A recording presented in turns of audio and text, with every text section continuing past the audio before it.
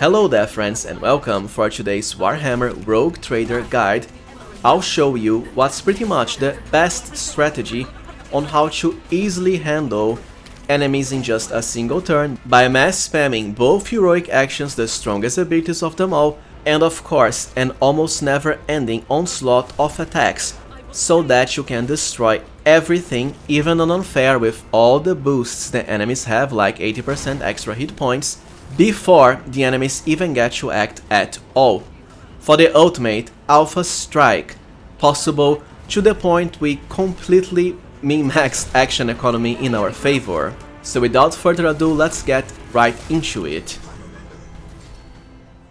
The key is of course stacking as high momentum as possible so that you get to spam your heroic acts, especially Finest Hour, for a full turn with no attack limits to any ally.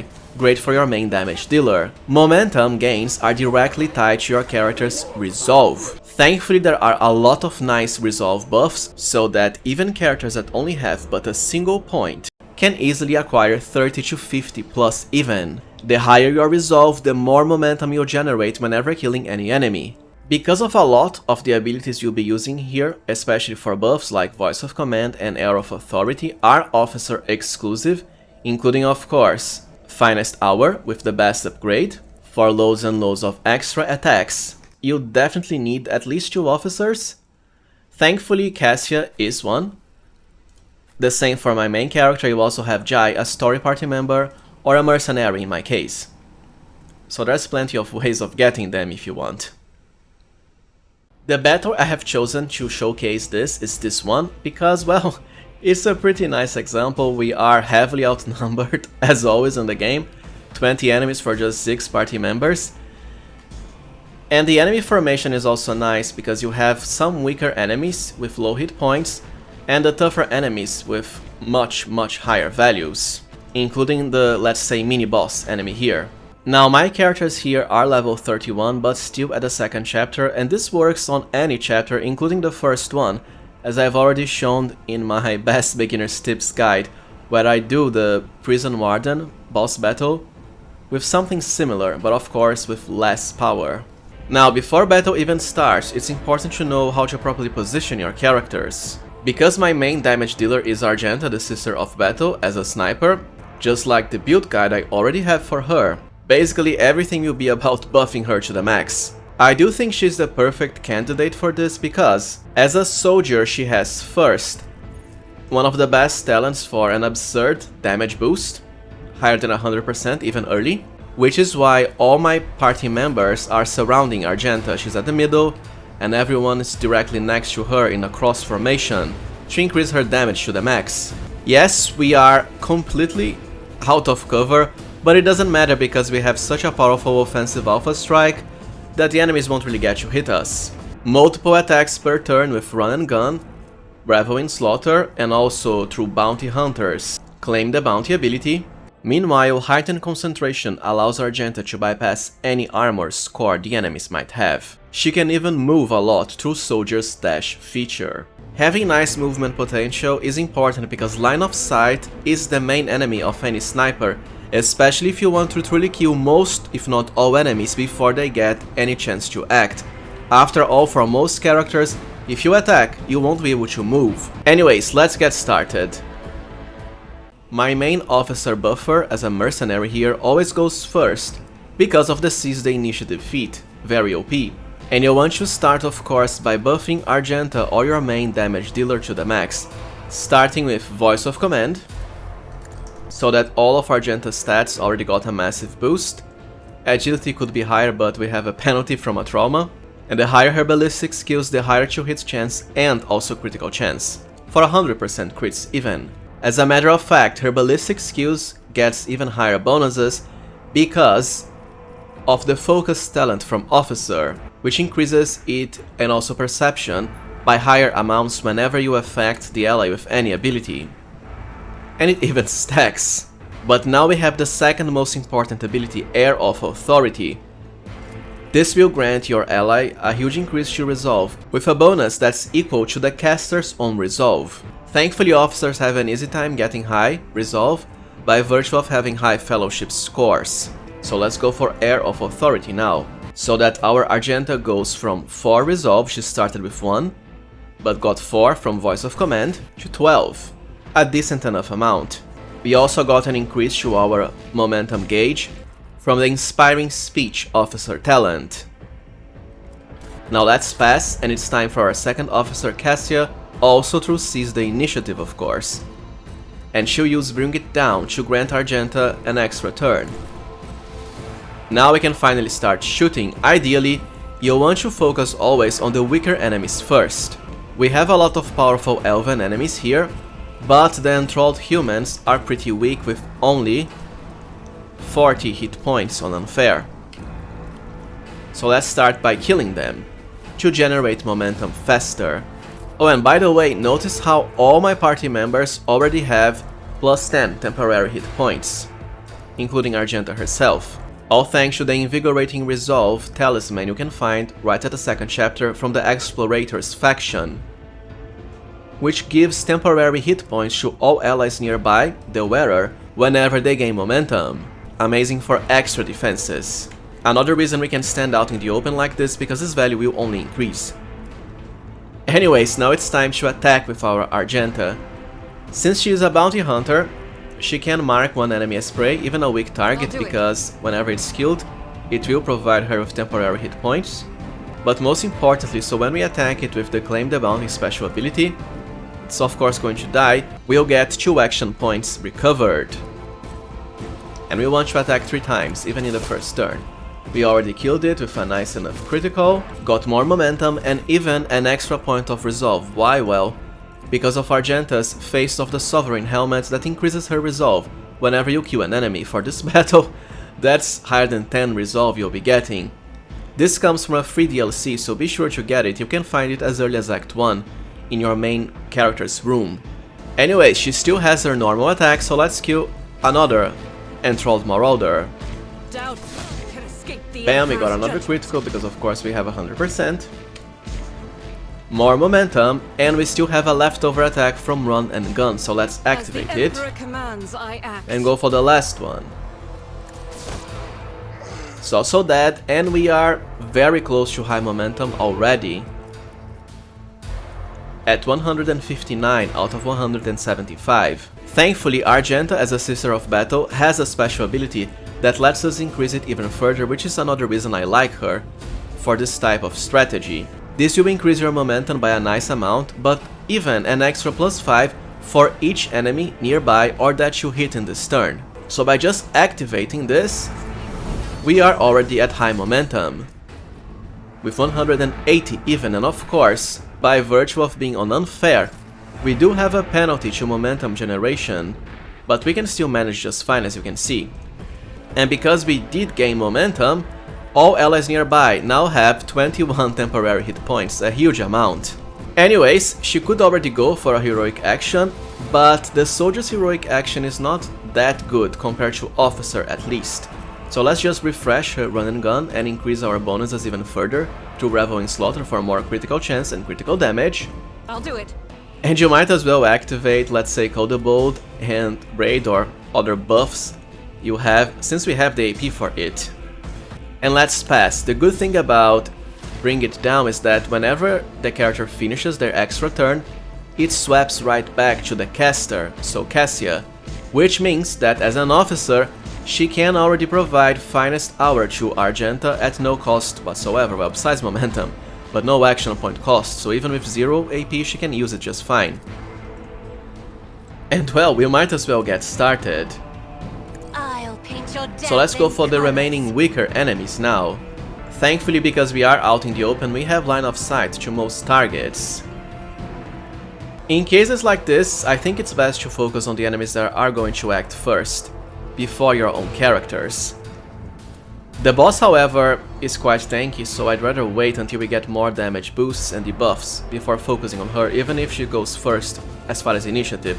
So let's destroy this Cabalite warrior here first. And ideally, gun-wielding enemies, of course, because the melee ones, well, they have to move to get you where you are first. So let's mark this warrior as prey As the Emperor commands, and gun it down. We already dealt close to 160 damage. And well, you might as well use Claim the Bounty for more action points regenerated. There we go. We don't have line of sight to the third fastest one, so might as well target this one here. And mark it as bounty because as a, well, third tier enemy, we'll be getting the best benefit anyways. So let's destroy it with 2 hits. We of course keep regenerating action points per kill because of the 4th upgrade to Finest Hour. And guess what, we'll soon be reaching high momentum again. So let's kill this enemy next. Very close to high momentum, and we can still attack more of course. So let's go for this one now. We have to reload, but because of our talent, it costs 0 AP for the first time. And there we are at high momentum again. But you might as well keep attacking with what you have, including the heavy enemy here. We hit once, and we already killed it. Sadly, because it was so far away, we didn't get a 100% critical chance against it. Very close, however, but still missed. Anyways, you might as well weaken the boss now, because you're already at high momentum anyways. We can't attack anymore because there is a limit to Finest Hour. And here's another fun fact. Because our 2 officer allies besides Cassia are Master Tacticians, through the In the Hero's Footstep talent, whenever an ally uses a heroic action, well, you immediately get an extra turn with 2 AP and full movement points. Which means of course you can activate Finest Hour again. But I'd rather buff my other characters first, especially Pascal, I'll see to it, but as it does have a very nice party-wide damage buff. Because my Cassia will act first, after Pascal, I'll just pass for her turn, because I really want Pascal to get the damage buff going. Anyways, our second officer gets the extra turn now, and by the way, he already got an extra turn from Seize the Initiative, as he is the officer that acted first. Talk about me maxing action economy, right? He is a noble, so he can use a Usurp Me ability on Argenta for more buffs. Also Linchpin for even higher resolve. So she has what, 20 resolve now, let's cast Linchpin. And she has 35 now for even more momentum generation. And let's buff Cassia. Not a problem for me. With Air of Authority on our main character because he does have abilities that increase with resolve. As an officer, Psyker. Anyways, it's Pascal's turn now. And the main reason I wanted him to act is to trigger Joint Analysis, which will highly increase the damage of all of our allies. And by the way, by virtue of being a grand strategist just like my Cassia, Pascal also always acts first in combat. Great for buffing and debuffing enemies. And now go for Tactical Knowledge, which will increase the armor of all allies and Pascal's own damage. Sadly, we can only target around 4 enemies, but that's enough for the damage boost. And everyone got a plus 8% to armor. As he is a grand strategist, let's start with some of the combat zones to increase our damage. First with rear, then combat locus to double the extra damage with ranged attacks. And let's go for front line on the enemies here, especially the boss, for more damage taken. Might as well use Machine Communion Spirit and analyze the boss for higher exploit stacks, as our allies can also remove it from Joint Analysis. You could even debuff the strongest enemy with a huge penalty to damage, but it's gonna die anyways, so not necessary. Now it is Cassia's turn, and as you can see for Cassia, it does stack with Seize the Initiative. Oh, and look, our characters all now have close to 30 temporary hit points before the enemies got to do anything. All thanks to Argenta generating momentum. I'll only use Cassia to debuff the enemy stats here, especially the boss, who will lose around 100 hit points, with Waking Nightmare, of course, for less toughness and willpower. There we go. You might as well use Point of Curiosity just to bring them all into the front line here. Cassia could also go for her Lidless there, but I kinda forgot I already used her for Finest Hour, so I'll use Bring It Down to grant an officer an extra turn. Let's go with our main officer buffer here. We can use Linchpin on Argenta again, because it does stack, so from 35. Suits my purposes. We now have 44. And well, let's buff our main character, because we can. The same for Air of Authority. And well, it's time for Finest Hour again, except now Argenta's damage will have been increased to the max. So look at that, just against the boss, it's already 200 damage, and it could be even higher. It's just that sadly, the officer's Inspire talent is not working at the moment, and it is one of the biggest flat damage sources in the game. Too bad. But we can still manage. Might as well destroy the boss now, of course, because it only takes one shot. And now let's destroy the remaining enemies. I'll do it. Down. Escape DM. Just look at that. Because we started at the middle, we have line of sight against anything else that matters. So let's kill the remaining elves. I'll Emperor's will. As the We have to reload again, but it only costs 1 AP faith because of the without talent we deeds is have. worthless. Sadly, we only have line of sight against this enemy now. Out. But we already killed, what, 15 enemies out of 20? And not a single enemy got to act. Even though we are blocked from hitting enemies because of lack of line of sight, Argenta can just use run and gun or dash. So let's start with dash first. Around here should work, if not we can just go for run and gun. Yes, we can target the enemy now.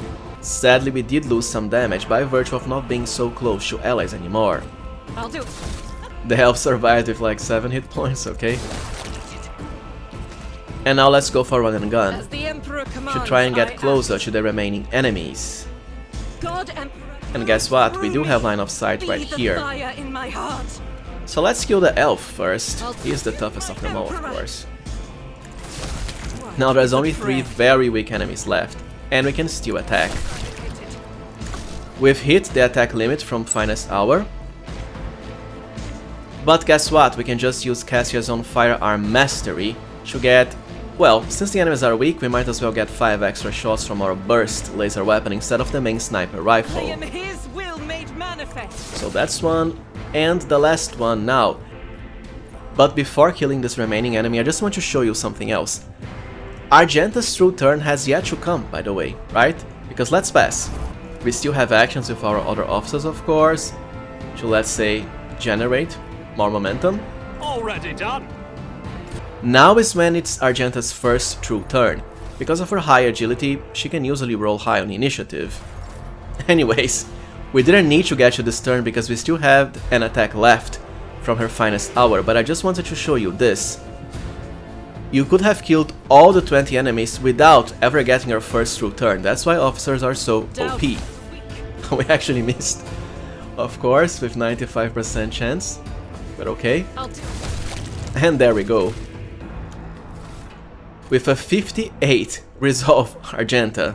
Well, alright friends, so this was it for my best strategy for an easy time, even on unfair guide.